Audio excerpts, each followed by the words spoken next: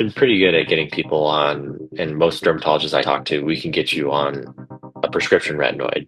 We don't have to go to an over the counter. It's usually fine to start with a prescription if you want to start with a prescription. You don't have to worry about building up. Now, when he said that, I literally paused because that went completely against everything I've ever read, heard, or even said in my own videos about retinoids. And if you've ever been interested in starting retinoids journey, you must have heard about this rule: start slow, go low, and build tolerance. But if dermatologists can literally start their patients directly onto prescription strength tretinoin, do we really need to build tolerance at all? So in today's video, let's unpack that. What does tolerance actually mean in skincare? What does science say about it, and what's the right approach if you're starting retinoids on your own? So if you've been on skincare YouTube or Reddit long enough, you have probably seen this step-by-step rule. Start your retinoid journey with either retinol esters or retinol, then step up to retinal, and only after months try adapalene or tretinoin. The idea is that your skin needs to build tolerance to retinoic acid, the active form of vitamin A, or else you will start to experience what's often called retinoid dermatitis: peeling, dryness, redness, irritation. But in one of the interviews while I was talking to Dr. Matthew Arffa, he mentioned it's not necessary to build tolerance. Now, it comes from a dermatologist, which does make it authentic and factual, but still I wanted to do my own research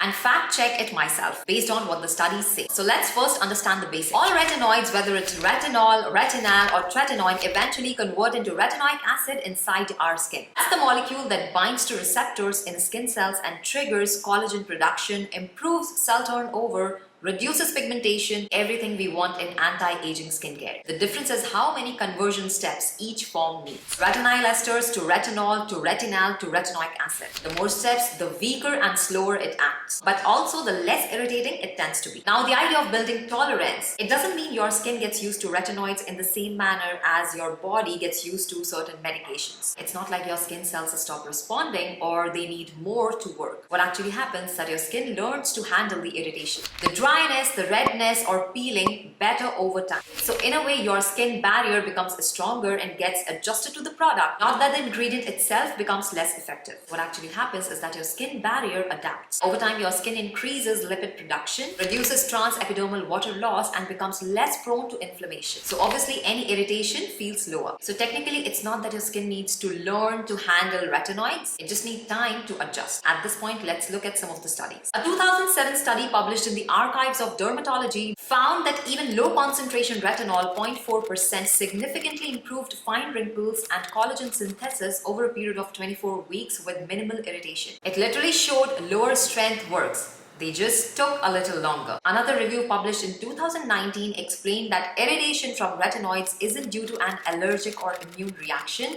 It's because retinoids increase cell turnover faster than your barrier can keep up, leading to temporary dryness and flaking. That same review also mentioned that this irritation can be managed by including barrier-supporting ingredients like ceramides, niacinamide, and proper moisturization, which is exactly how dermatologists are able to start their patients directly on tretinoin without having major issues by supporting the skin barrier from day one. So if you see, dermatologists aren't skipping the tolerance, they're managing it clinically. Now, from my own experience, and this is coming from actually using retinoids for the past 4 years, I can tell you starting slow really helped. When I first started, even a 0.1% retinol, which was encapsulated retinol from CeraVe, it felt really strong. I don't have actual pictures to show you from that time because I wasn't recording then, but here are some references for you to understand it better. My skin faced breakouts on and off before it started to look any better. Over time, as my barrier adjusted, I could move to higher concentrations than retinal and even stronger formulas without irritation. So when I hear Dr. Matthew Arffa saying this, In my practice, I start people who have never had anything ever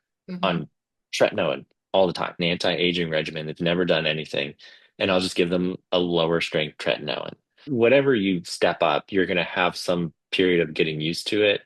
Retinization, right? You'll have a little bit of irritation if you go to something stronger. Usually, go for the thing that's like prescription strength, right? And that you're going to get a good effect from, or something that's really good. Just go for it and see how that happens. And if it's really bad, then dial it back down. I understand the point under supervision, like they can control how often you use it, what to pair it with, and how to buffer it properly. But my friend, if you're doing this at home all by yourself without any guidance, it is very easy to overdo it. So here how I look at it now, and this is where my opinion lands after reading the research, talking to dermatologists and living through the experience myself. If you're doing this under a dermatologist supervision and they start you on a stronger retinoid like tretinoin, absolutely trust them. They're experts, they understand your medical history, your barrier health, and they will likely start you with lower frequency or short contact application until your skin adjusts. But if you're doing this all by yourself at home, my advice still stays the same. You have to build tolerance. Start with gentler forms like retinol esters or retinol, then move to retinal and eventually to prescription strength if and only when your skin is ready. You're not missing out on anything by going slow. You're actually preventing long-term barrier damage, which can set you back months. Because at the end of the day, it's not about how strong your retinoid is, it's about how consistently you can use it. So the question again, do you really need to build tolerance? Not always, but most of us probably should.